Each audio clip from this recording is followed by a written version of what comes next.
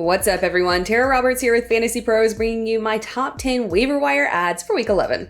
Before I get into the list, want a chance to win a signed TJ Hawkinson Minnesota Vikings jersey courtesy of Pristine Auction, the premier autographed sports memorabilia auction house? You need to subscribe to the Fantasy Pros YouTube channel right now. Comment below on this video and that's it. We'll be announcing the winner right here on the channel, so make sure you turn on those notifications so you can know when new videos are up and to claim your prize. Didn't win? You can still sign up at pristineauction.com using the link in our video description. And if you use the registration code FantasyPros, you'll get $10 off your first order. Now let's go ahead and dive right in. Number 10, Joshua Dobbs. I typically keep this list under 50% rostered, and Dobbs is at 52% rostered in Yahoo leagues, but for a quarterback, I'll allow it. And the big reason I'll allow it is that streaming options at quarterback have been snatched up rapidly, and if Dobbs is on waivers, you have to bite the bullet and grab him. This is his fourth straight game with a rushing touchdown. He has been electric on the ground, and Week 10 saw his highest passing yards total of the season. I like Arizona's weapons, but let's be honest. TJ Hawkinson and Jordan Addison with the prospect of Justin Jefferson being activated is a huge upgrade for Dobbs. And the schedule ahead as a whole isn't terrible. Dobbs could be a weekly starting option moving forward. Number 9, Jaden Reed. Jaden Reed has been on my list before, and he's absolutely worth a roster. 5 of his 9 games have had a minimum of 10 fantasy points in PPR. He's had 4 touchdowns on the year. His snap count, unfortunately, has been wildly inconsistent, but that's because he remains the third option in the pecking order in the Packers receiving core, and that's what ultimately limits his trust level that we can have with him.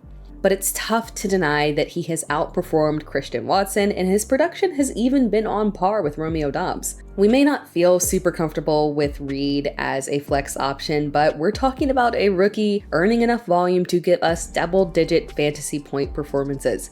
His talent and reliability will continue to shine through, and he will earn more volume. He is worth a stash. Number 8, Brandon Cooks.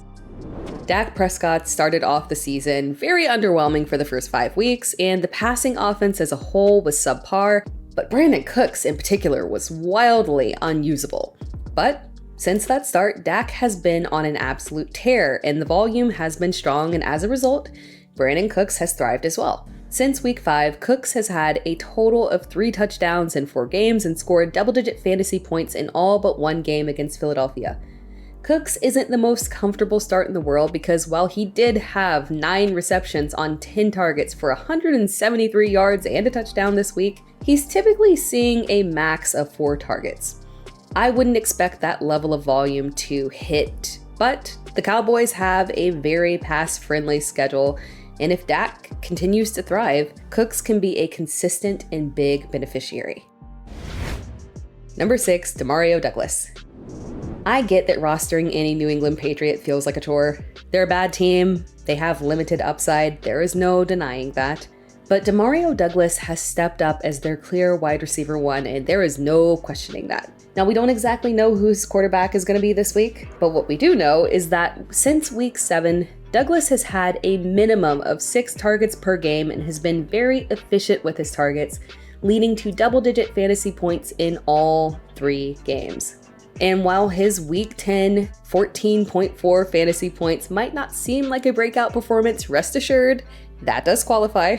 Douglas caught 6 of his 9 targets for 84 yards, but the big thing here is no other New England Patriot receiver had more than 1 target. That's it, 1 target. Douglas is the wide receiver 1, and while the upside is limited, the floor is actually very solid. Number 5, Noah Brown.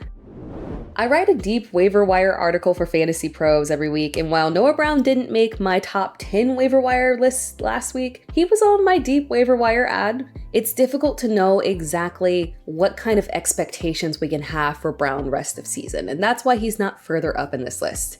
And the reason is that his sudden surge is technically attached to injuries within the Texans receiving core, so we truly don't know where Brown would sit with a fully healthy receiving core. But 2 straight weeks of over 24 fantasy point performances cannot be denied. Brown has had a total of 13 receptions on 14 targets for an insane 323 receiving yards and 1 touchdown over the past 2 games. Because Brown had a 4-game absence week 2 through 5, it's very possible that his involvement was part of the plan. We just never got to see it. Either way, you don't put up this level of production and turn around and bench it. I would expect Brown to push Robert Woods out of the way and maintain a presence within the offense even when Nico Collins returns. And you want any fantasy asset that is tied to CJ Stroud. Number 4, Pat Freimuth. Sometimes it doesn't hurt to go through waivers and search because you might find someone that you might not expect to find, and Pat Freimuth is one of those people. He's less than 40% rostered in both ESPN and Yahoo leagues, and it's very easy to overlook him, but he could return this week. And it's also easy to forget that Freimuth is someone that we were originally drafting as a top 12 tight end. Freimuth has only played in 4 games to start the season, and the stats don't really indicate much because he only played 50% of the snaps in week 1 due to injury, and then about 50% of snaps in week 4 due to injury. And the Steelers had a tough schedule to start the season. But when Freimuth is healthy, he is a weekly tight end 1 and should be rostered in all fantasy formats. Number 3, Tai Chandler. Tai Chandler's value increased after Alexander Mattison went down with a concussion, but it is important to note that Chandler had been involved earlier in the game during the first half. So his week 10 stat line isn't just the result of Mattison's injury. The Vikings already lost Cam Akers for the year, and Mattison hasn't exactly done anything throughout the season that really cements his role within this offense. If Mattison is out this week and Chandler has a strong performance, he could earn an increased role in this offense. Now, Chandler is in a massive dump all of your fab situation because it is important to note that he's been on the Vikings and in the rotation this entire season and has failed to make an impact or earn a role despite how underwhelming the Vikings' run game has been. But that said, if Mattison is out, a lead back is a lead back. He is worth an add. Number 2, Katon Mitchell. Katon Mitchell led the Ravens' backfield with just 3 carries for 34 yards and 1 touchdown, plus 1 reception for 32 yards. He might just be one of those players that doesn't need to have 15 to 20 touches to make an impact. Gus Edwards had the most carries with 11 for just 24 yards and 1 touchdown and 1 reception. Justice Hill had just 2 carries for 7 yards. Hill will remain the goal line back. I truly don't see that changing. He's been effective. But Mitchell's speed and explosive nature will continue to push for more carries, and again, with speed like Mitchell's, you don't need to be at the 5 for touchdown opportunities. And although this will remain a committee, I do think that we've seen enough of a small sample size here to definitively say Mitchell should operate as the number 2 back in the committee behind Edwards, and that he has surpassed Justice Hill. Katon Mitchell is worth an add. Number 1, Devin Singletary. I'll be honest, I struggled with putting Devin Singletary at number 1 because I do think that this goes back to a split backfield when Dameon Pierce returns. But the fact remains that we have no clue if Dameon Pierce will even be ready this week. Pierce failed to log a single practice last week, and that typically indicates that you weren't even close to returning. Houston's run game has been ineffective all season, and that combined with the split backfield is why I just never really felt comfortable with Singletary. But if Pierce can't play in Week 11, Singletary is the lead back against an Arizona defense that has struggled to stop the run all season long. And Singletary is coming off a 30-carry, 150-yard, 1-touchdown game. CJ Stroud has been on an absolute tear. It's very possible that as teams start to realize that they have to focus on stopping Stroud, the running backs can finally find some breathing room and increase in efficiency. Things could be heading in a positive direction, and for that reason, Singletary is a strong add if he's available in your league. Thanks for watching this video.